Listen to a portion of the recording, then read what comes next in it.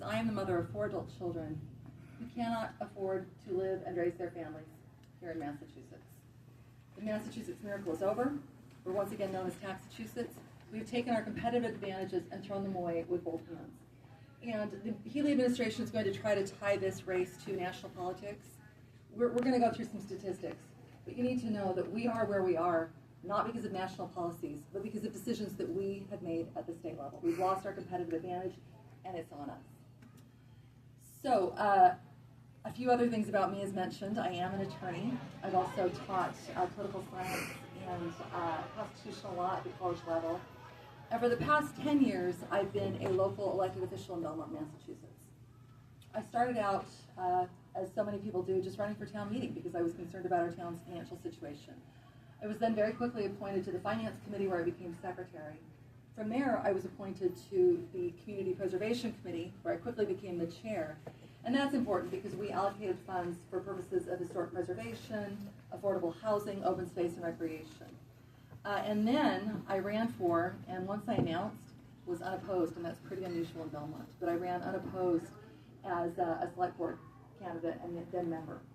And I ran on a platform of fiscal responsibility and also expanding our commercial tax base because Belmont has a 95.5 residential commercial tax base, and that's a recipe for disaster, which is where we were headed. So a few of the key things that I accomplished, particularly as select board chair. The first thing that we had to do was reorganize our finance team. I'll spare you the details, but we did. It was incredibly important that we do this. We function much more efficiently than we did before. We also, because we face the same physical pressures as every other city in town, had to streamline and reorganize a number of our departments, which we again did. And we were able to deliver better services at a reduced cost. Probably the most important thing that I did, though, was establish something called the Multi-Year Budget Advisory Committee, which is a lot of words to say long-term budgeting. We had never done this in an organized, permanent fashion before, but we did 3 to 5 year budget lookouts where we had agreed revenues and agreed expenses. Why that matters is if you haven't done that, you can't do what I managed to do as chair, which is pass a revenue-based, balanced budget that did not draw on reserve funds. Belmont's pretty progressive, but pretty smart progressives. And one of the things that I've learned as a local government official is it's tough to say no in a vacuum. But if we gave people a lookout of 3 to 5 years, and if they understand, gee, if we settle the teacher's contract where they want it, we're going to have to shut a fire station, that has a way of focusing their attention so that we were able to achieve significant agreement on the budget. Another really important thing that I did was from the time that I joined the Finance Committee, we've been monitoring our local pension fund. And things can be illegal without being, or can be corrupt without being illegal, and I define corruption as working in your own interest versus the public interest. There were a lot of sweetheart deals and a lot of back scratching going on there. It's a long story, again, I'll spare you the details. But after 7 years, we finally fully invested all of our assets in the state-run pension system, which has lower costs and better returns. Had we done it 30 years sooner, we'd have an additional $10 million in our account that we don't have. But the second best data planetary is today. So we did manage to do that. And then finally, I have been working to streamline permitting processes and to make Belmont more business friendly. Belmont has, unfortunately, a well-earned reputation for being hostile to business and development. But as I said, with a 95% residential tax base, we can't afford to be unfriendly. We have a special town meeting on March 4th. If the upzoning that we are proposing for special town meeting passes, I will fulfill every campaign promise I ever made as a select board candidate and member. So that's a little bit about me. I want to ask you 2 questions. First, who can name the current treasurer? Very good. Yeah. So we have our work cut out for us. But by the time I'm done, you will remember her name. By the time we're done with this campaign, everybody will know her name, and it's not for good reasons. Second question. Who knows what the treasurer does? Interesting. Technically no, but morally kind of yes. We'll get to that. What you need to know, I'm not going to go through all 12 departments. Suffice it to say that running for select board is actually fabulous preparation because each of those 12 departments I've interacted with in some way. But what you need to know is that this is the most powerful statewide office that people know nothing about. The second thing you need to know about this is that she is compromised, She's entitled, she's greedy, she's deeply unpopular in her own party, and this is a winnable race if we can get the message out. So let me start with the gubernatorial candidates are not speaking tonight, correct? Correct. Okay. Oftentimes I speak after one or both of them, and let me also say, I want to thank both of them for running. This is not easy. These are two outstanding men, as is Mike Minogue, who's not here. Any one of them would be a huge improvement over the Healy administration. Yeah. Oh, yeah, that's for sure. Again, all of them outstanding, highly qualified. I've already committed that whoever the nominee is, I will wholeheartedly endorse that man and work really hard to get him elected. Again, we are fortunate to have three such high-quality candidates. So, with that out of the way, then I will go through a few statistics, and I find myself, and I think they probably do the same thing, as we listen to one another's stump speeches, we're nodding because we're all on the same page economically. So some lists that we're on that we don't want to be on. We are second in the nation for overall cost of living. We are second or third in the nation for utilities costs. We are second in the nation for debt level per capita at the state level, which is an obligation that each one of us and our children have to pay off. We are fourth in the nation for property tax burden. Can you imagine where we would be if we didn't have Prop 2.5?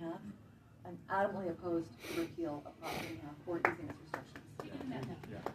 Say this as a local official who is starved for funds, but there's another solution for those funds. We are fourth in the nation for population loss. And actually, we would be first in the nation for population loss, but as our good youth and taxpayers have left, they've been replaced by migrants who've come here, made a very rational choice that I would make. I would come to the state that offers the most generous benefits. So we have spent $3 to $4 billion on migrants that has not been available to cities and towns to solve our frontline problems. We are, following on population loss, first in the nation for one-way U-Haul trips out of the state. So those are at the top of all the bad lists. The two good lists that we really want to be on, we're 50th for job creation, we're 50th for economic growth. We compete with 49 other states. The fact that we are 50th is on us, not on the national administration. So that you would know more about the treasurer. So this is why you need a taxpayer's treasurer on Beacon Hill. You need a voice for the taxpayers, a voice of fiscal sanity. So we call Deb Goldberg the Goldberg iceberg.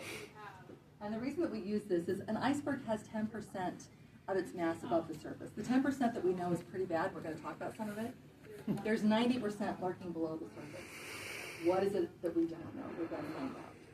But I'm going to talk about three areas where the current treasurer has fallen short, to put it politely. The first is extravagant spending, really out of control. We, among other things, so the state GOP in September issued a press release highlighting tens of millions of dollars of wasted money. The biggies in particular are, and she does this a lot, she has personal vendettas and personal grudges. So she got mad at the representative who had the lottery in his district, and so she moved it. As a result, we have spent, over 3 years, $20 million renting space for the lottery. Utterly ridiculous, total waste. But the numbers that really stick out, she's taken a dress allowance. This is the heir, Deb Goldberg is the heir to the Stop and Shop fortune. She has taken a dress allowance. I pledge to you, you will never spend a penny on my clothing. She's also taken a number of junkets, very expensive, quite extravagant. She really likes feeding her staff at expensive restaurants, all on your dime, by the way. She treats the treasury as her personal piggy bank.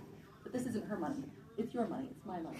And every penny that she spends, again, is not available to go back to cities, towns, or taxpayers. So you've paid for a lot of travel, including a trip to Paris. I pledge to you, you will never pay for my overseas travel. There is something called Zoom, which also happens to be more environmentally friendly.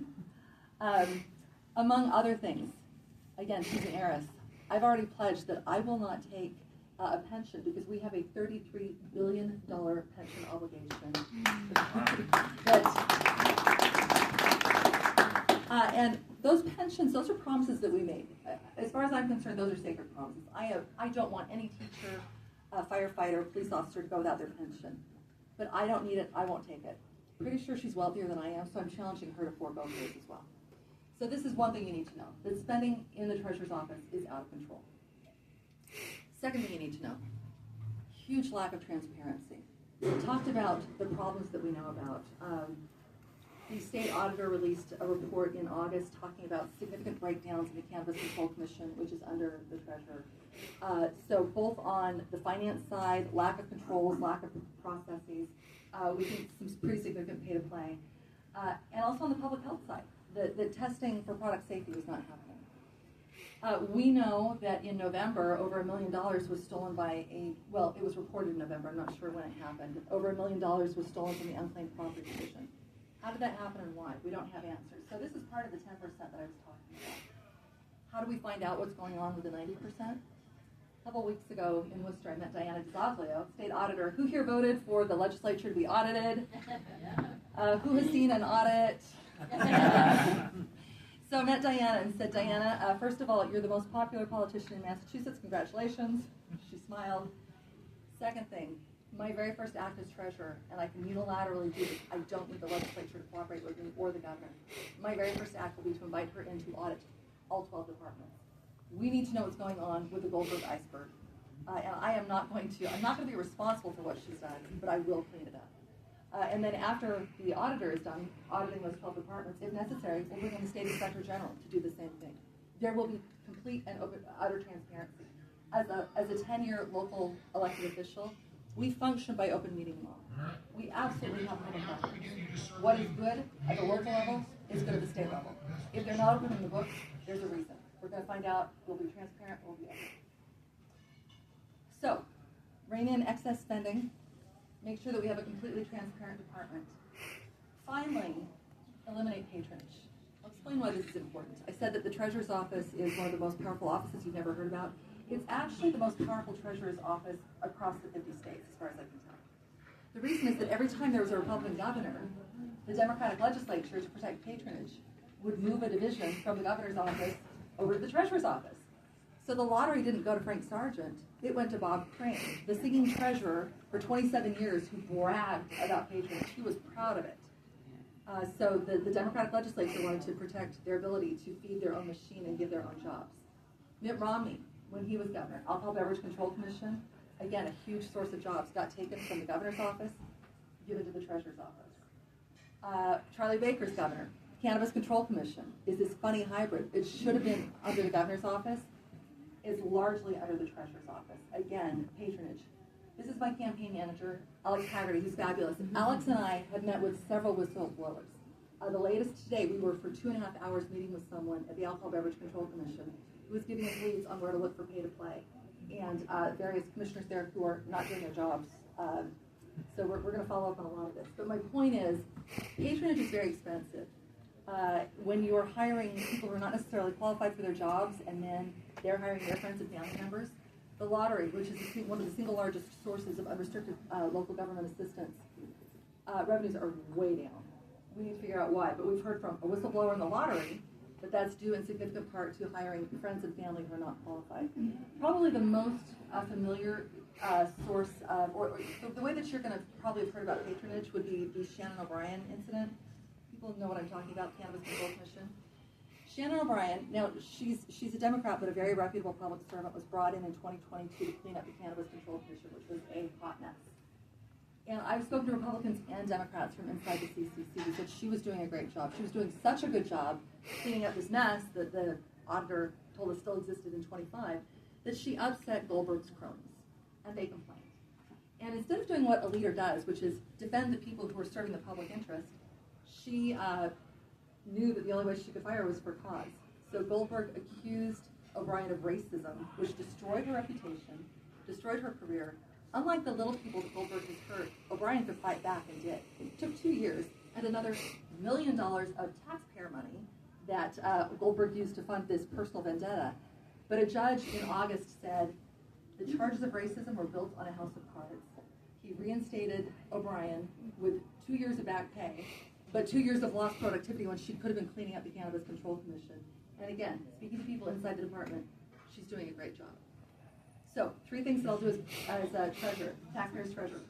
Rein in excess spending, increase transparency, eliminate patronage. I can't appropriate and guarantee that this money would go back to cities and towns, But every dollar saved in the Treasury, every dollar generated there, is a dollar that is available for local government. And I will absolutely be a voice on Beacon Hill for taxpayers. I will absolutely shame the legislature into allocating all of those incremental dollars to cities and towns to repair your potholes, to pay your police officers, to pay your firefighters, to pay your teachers, and to relieve the burden of Prop 2.5 and our property taxes. So again, Elizabeth Dionne, running for your taxpayers treasurer, would love your help. My website is votedionne.com, votedionne.com. This is absolutely a winnable race. When we get this message out, people are shocked and appalled. We know the numbers as Republicans. I've got to win all the Republicans, a majority of the unenrolled, and some Democrats. I have literally already had 2 members of the Democratic State Committee tell me they are voting for me. Not publicly, but if I have, that is how deeply unpopular she is in her own party. So would love your help. Need help getting signatures, need help promoting our social media to the extent that you're able. Donations are super helpful. Again, Elizabeth Dionne, running for your taxpayers treasurer. I don't know what your time frame is. I'm happy to answer questions or sit down. You want to take a couple of questions and then we'll get Ann in here. So anybody have questions?